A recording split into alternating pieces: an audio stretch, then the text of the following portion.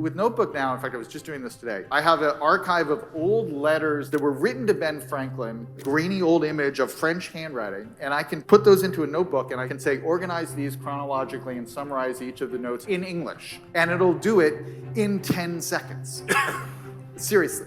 That's a huge part of what knowledge work is in whatever field you're in, where you're kind of moving bits around in your mind and through these documents. I see very promising signs in that way as a kind of duet with this technology in a way that was just unimaginable, 2 years ago.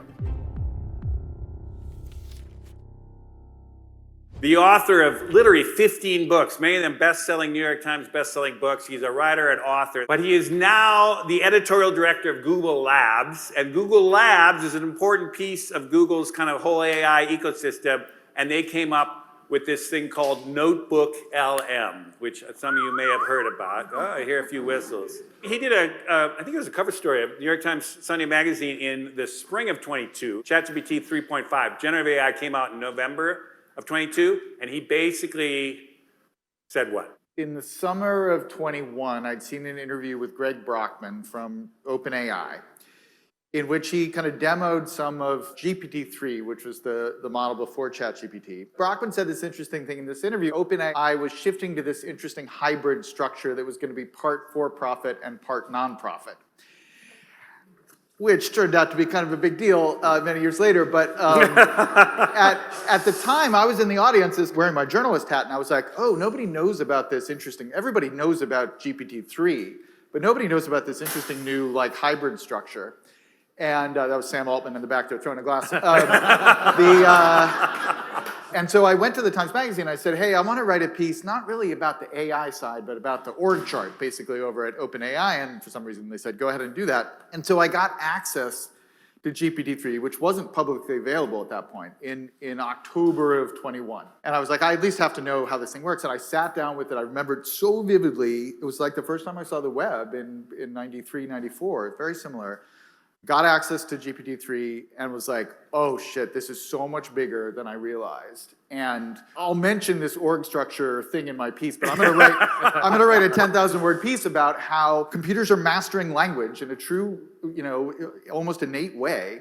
And that is gonna change everything about computing, and a whole host of things are gonna become possible. And yes, there are problems, yes, it hallucinates, yes, there are alignment issues, yes, there's safety issues, there's a whole host of things to figure out. But what this is not is hype.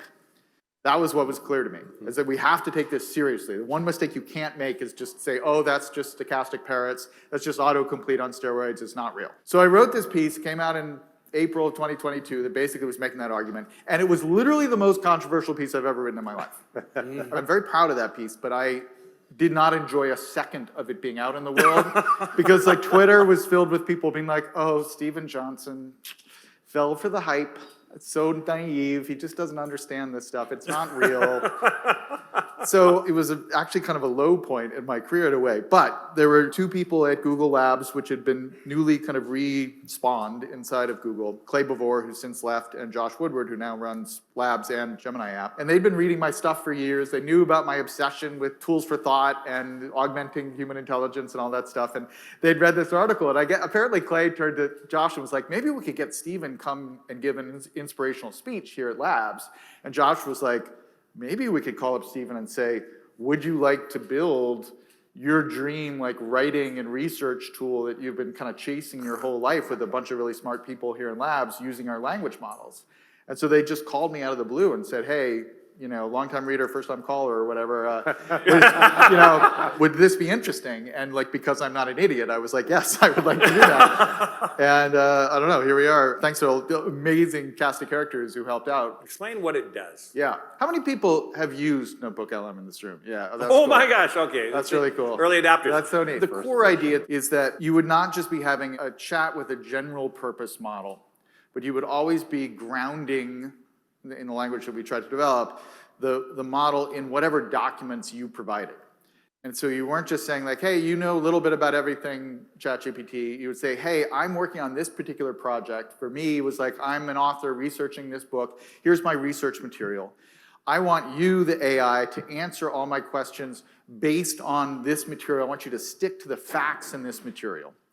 And over time, we built tools like citations so that it gives you an answer and it actually points you directly to the passage that it used in answering the question so that you can trust, you can fact check. And you're always like one step away from the actual human knowledge, the original source of that knowledge. So you can always read the original wherever you are in NotebookLM. It's not just back in the training data in some amorphous way. And over time, we began to think of it as a tool for understanding things, really. We don't have a lot of tools for making sense of things. We have tools for like writing, and we have tools for making slide decks and things like that. But everything in Notebook is designed to help you understand and explore the ideas and the material and whatever you've loaded in there, whether you're a student or you're an author or whether you're a knowledge worker. And over time, we started thinking like, hey, maybe we can transform the information that you're trying to understand into different formats.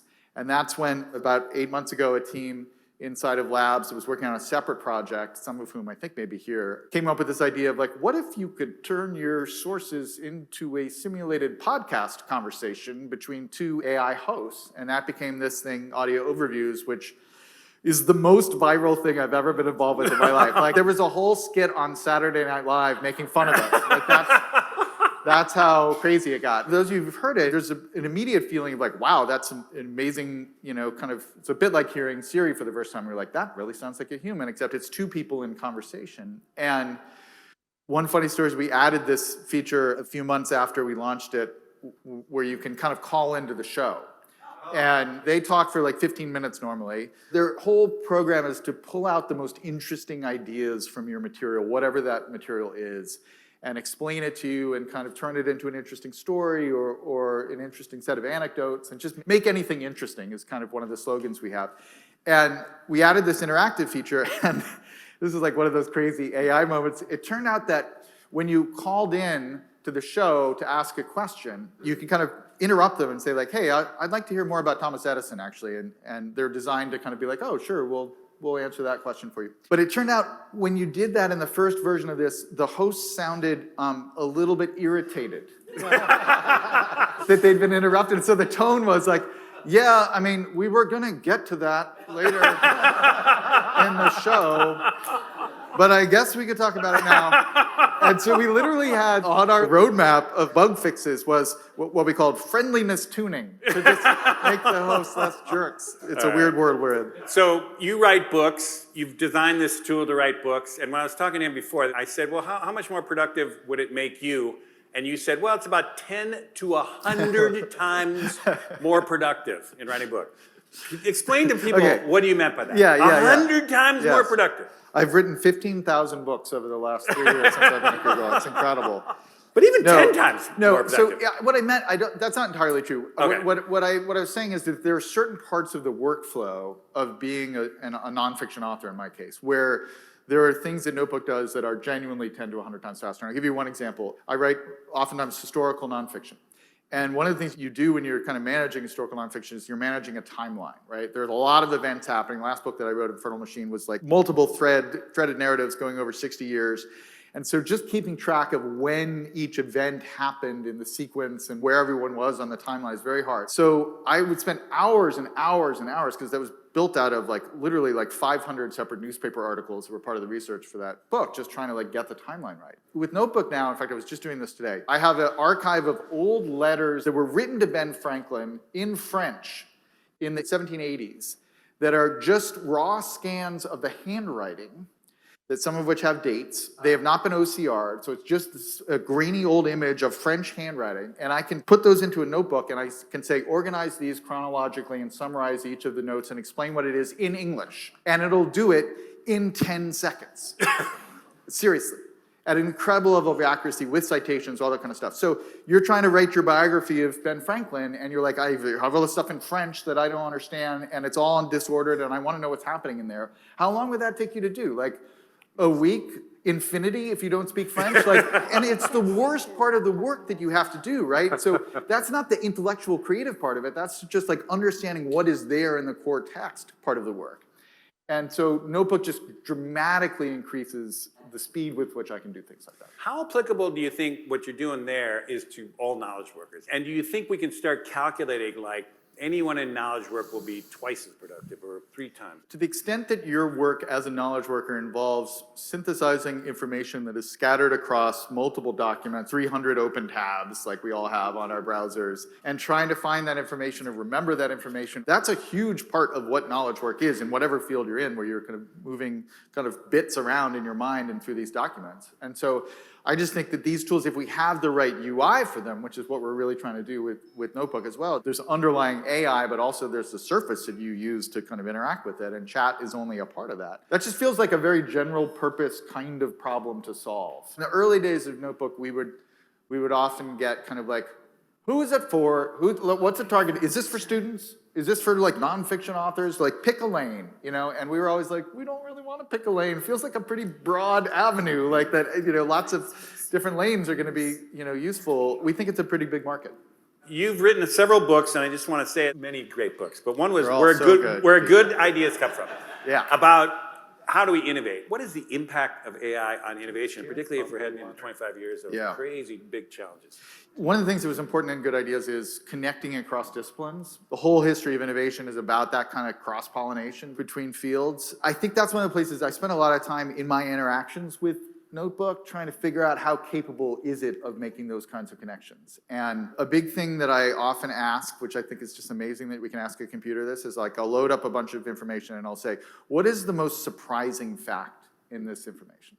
Like, what's the thing that knowing what you know about me will surprise me, will expand my horizons in some way, or make some new conceptual link that I wouldn't have been able to make without the AI kind of introducing me to this idea.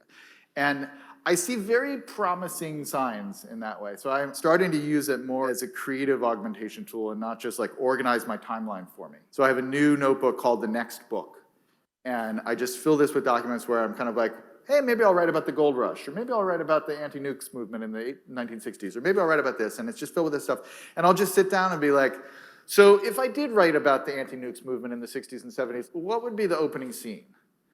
And it'll be like, well, it could be this, or it could be this, or it could be this. And these tools are amazing at generating possibilities and kind of spinning out new permutations of it. And it's not like it's writing the opening scene for me yet, but I'm kind of like, oh, that's interesting. Let's dive into that a little more. I work as a kind of duet with this technology in a way that was just unimaginable, you know, 2 years ago. So that's what I think is encouraging. Is there going to be a point where you're going to basically ask the AI, say, hey, write me a book in the style of Steven Johnson, and forget about talking to Steven? Where do you go with that? Yeah, I mean, if you can generate a podcast now that's quite convincing, sounds like it might be on NPR or whatever, like with one click in Notebook, is there a future where there's a one-click, write me a Steven Johnson book on this topic, I'm interested, I like his style, you know, just figure it out. And I think, crazily enough, like that is an imaginable future now. If we do get to that future, the fate of nonfiction authors like myself will be the least of our problems. Like, it will mean that we will have invented something really profoundly close to like superintelligence. Not that I'm super intelligent. It would be an amazing kind of leap to be able to build an entire, you know, 300-page book of historical research and all that kind of stuff autonomously in 10 minutes. And so if it has that capability, then all of society will have to be restructured with that capability inside of it. So I don't worry too much about me in that scenario. I worry more about the rest of us. And that is why we got to get together thinking about what's the economy that's going to support all of us going forward. Anyhow, fantastic. Let's give a good round of applause. Thanks, everyone. Take care. Steven.